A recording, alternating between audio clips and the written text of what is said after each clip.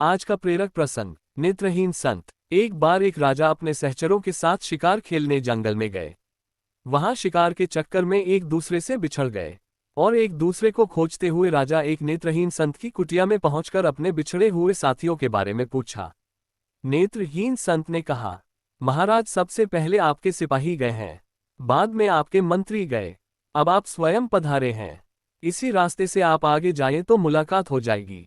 संत के बताए हुए रास्ते में राजा ने घोड़ा दौड़ाया और जल्दी ही अपने सहयोगियों से जा मिले और नेत्रहीन संत के कथनानुसार ही एक दूसरे से आगे पीछे पहुंचे थे।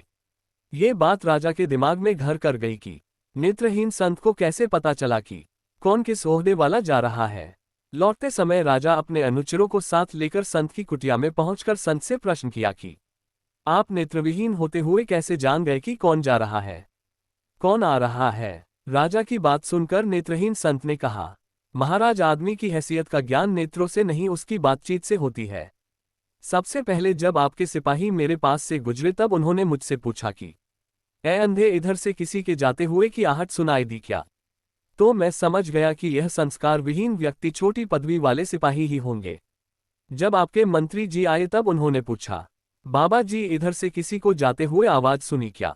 तो मैं समझ गया कि ये किसी उच्च ओहदे वाला है, क्योंकि बिना संस्कारित व्यक्ति किसी बड़े पद पर आसीन नहीं होता। इसलिए मैंने आपसे कहा कि सिपाहियों के पीछे मंत्री जी गए हैं। जब आप स्वयं आए तो आपने कहा, सूरदास जी महाराज, आपको इधर से निकल कर जाने वालों की आहट तो नहीं मिली। तो मैं समझ गया कि आप राजा ही हो सकते हैं, क्योंकि आपकी वाणी में आदर सूचक शब्दों का समावेश था और दूसरे का आदर वही कर सकता है जिसे दूसरों से आदर प्राप्त होता है, क्योंकि जिसे कभी कोई चीज नहीं मिलती तो वह उस वस्तु के गुणों को कैसे जान सकता है। दूसरी बात, यह संसार एक वृक्ष स्वरूप है। जैसे वृक्ष में डालियां तो बहुत होती हैं, पर जिस डाली में ज्यादा फल लगते हैं वही झुकती है। इसी अनुभव के आधार में मैं नेत्रहीन होते हुए भी सिपाहियों, मंत्री और आपके पद का पता बताया। अगर गलती हुई हो महाराज तो क्षमा करें। राजा संत के अनुभव से प्रसन्न होकर संत की जीवन वृत्ति का प्रबंधन राजकोष से करने का मंत्री जी को आदेशित कर वापस राजमहल लौट आए।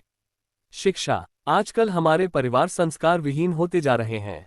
थोड़ा सा पद, पैसा व प्रतिष्ठा पाते ही दूसरे की उपेक्षा करते हैं, जो उचित नहीं है। मधुर भाषा बोलने में किसी प्रकार का आर्थिक नुकसान नहीं होता है, अतः मीठा बोलने में कंजूसी नहीं करनी चाहिए।